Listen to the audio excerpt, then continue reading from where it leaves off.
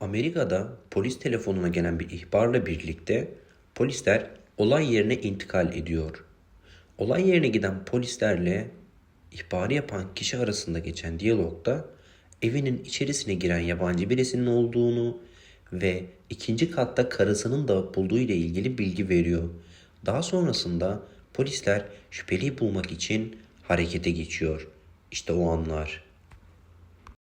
Someone used a stick to break the window downstairs in my home, and they broke inside, and I saw them enter the house.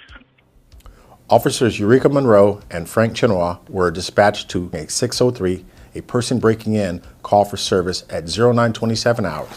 Relax. He's in here still. Relax. My wife is on the second floor. Okay. Upstairs. The officers then met with the owner, who came downstairs and told them that the suspect was in their house and so was his sleeping wife. San Francisco Police! Without waiting for backup, officers Monroe and Chenois entered the home for the safety of the wife.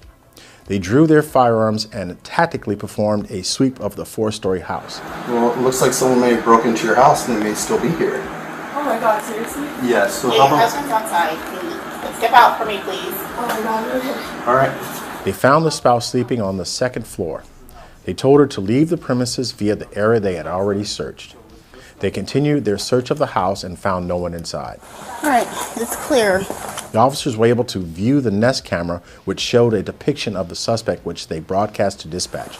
Sorry to alarm you. I was just trying to hurry up and Alarm get me, you man. out. No. Because, Exactly what I was hoping you would do. yeah. Thank you so much. Backup officers started to arrive on scene, and a perimeter was established.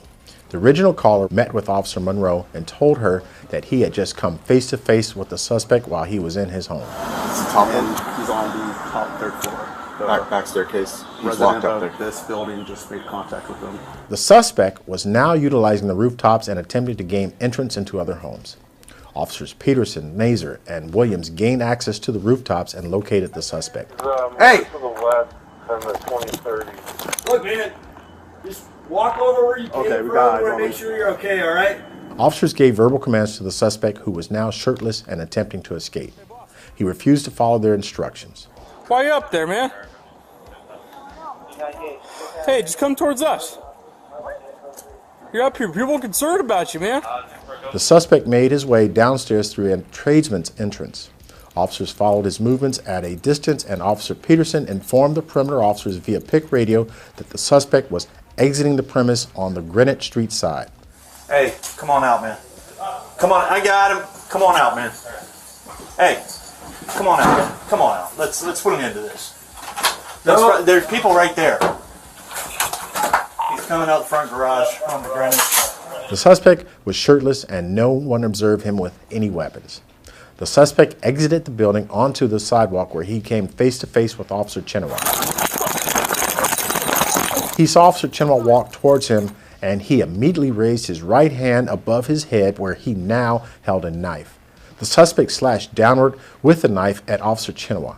Officer Chenois' quick reflexes allowed him to avoid being stabbed by moving out of the way.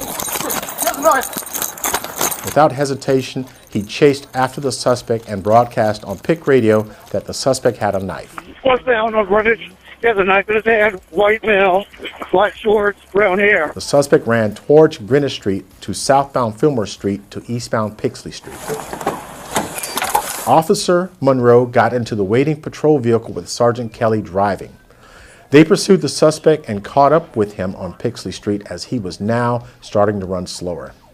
They pulled up next to him, telling him to give up. Hey, you're not gonna beat me! Stop, you're not gonna beat me! Officer Monroe, alone and with great courage, jumped out of the police vehicle and pursued the suspect on foot. Officer Monroe touched the suspect's back and was about to push the suspect to the ground. The suspect quickly spun around, raised the knife with his right hand, and tried to stab Officer Monroe in the head. Officer Monroe jumped backwards and narrowly avoided being stabbed. Officer Monroe drew her service firearm and pointed it at the suspect and ordered the suspect to drop the knife.